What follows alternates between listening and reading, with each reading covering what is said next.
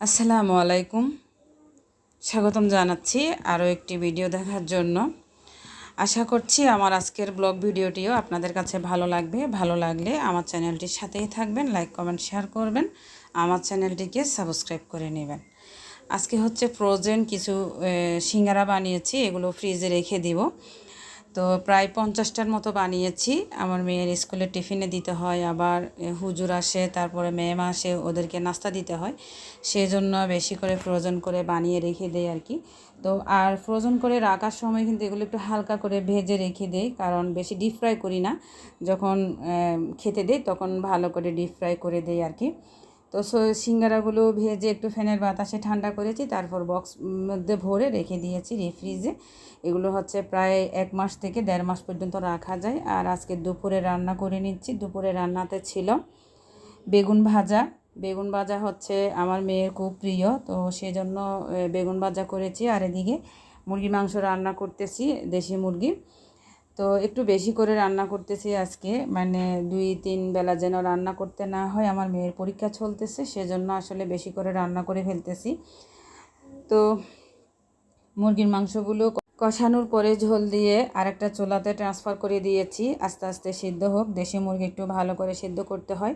আর এদিকে হচ্ছে পোলাও রান্না করেছি। এই যে রান্নাটা হয়ে গেছে আমার। এখন দুপুরে গোসল করে নামাজ পড়ে তারপর দুপুরের খাবার খেয়ে নিচ্ছি।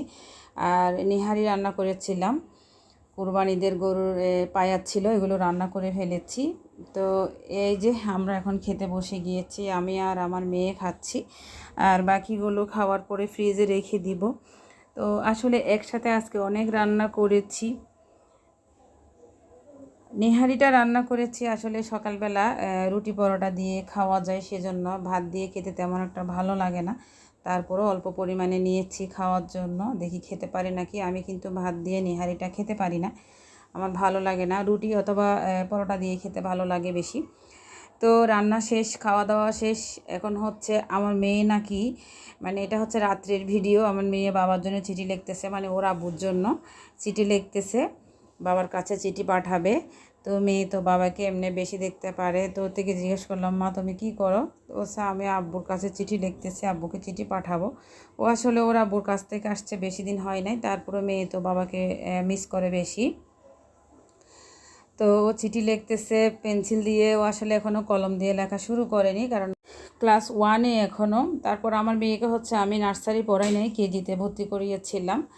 তো ও এখন ক্লাস 1 আর কি। আগামী বছর ইনশাল্লাহ ও হচ্ছে ক্লাস 2-তে উঠবে, তখন ওদের পেন্সিল দিয়ে আর লেখা হবে না, কলম দিয়ে লেখা হবে আর কি।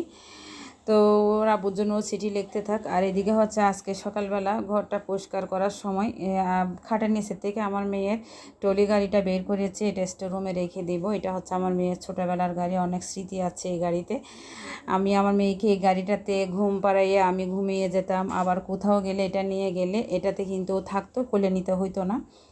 মাঝে মধ্যে কোলে নিতাম আর কি, সবসময় আমাকে বিরক্ত করতো না। আমার মেয়েকে দুধ খাওয়ানোর পরে যখন এখানে শোয়াই দিতাম, ও এখানে ঘুমাই যেত। আমি ড্রয়িং রুমে টিভি দেখতে গেলেও আমার পাশে গাড়িটা রেখে আমার মেয়েকে আমি ঘুম পাড়ায় রাখতাম।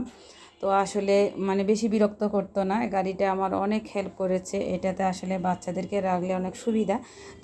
তারপরেও কেন জানি আমার মনে হয় আমার মেয়েকে আমি 1 মিনিটের জন্য একা রাখি নাই, সবসময় আমার সাথে সাথে রেখেছি। কিচেনে আমি কাজ করতে গেলে ওখানেও আমার মেয়েকে সাথে নিয়ে যেতাম, এমনকি আমি বাথরুমে গেলেও আমার মেয়েকে সাথে করে নিয়ে যেতাম। আমি ওকে কোথাও রেখে যেতাম না একা। আমার মা আছে, বোন আছে, ওরা দেখতো, তারপরও আমার মেয়েও আমাকে ছাড়া থাকতো না। বাচ্চারা তো এমনিতেও মা ছাড়া থাকে না, তারপরও অনেক বাচ্চা তো মা ছাড়া থাকে, আমারটা তো 1 মিনিটও থাকতো না। ওকে নিয়ে সব সময় আমার পাশেই রাখতে হইতো। তো ছোটোবেলার অনেক স্মৃতি আছে, গাড়িটা নিয়ে এটা কিছু করবো না, এটা স্টোর রুমে রেখে দেবো। আল্লাহ হাফেজ।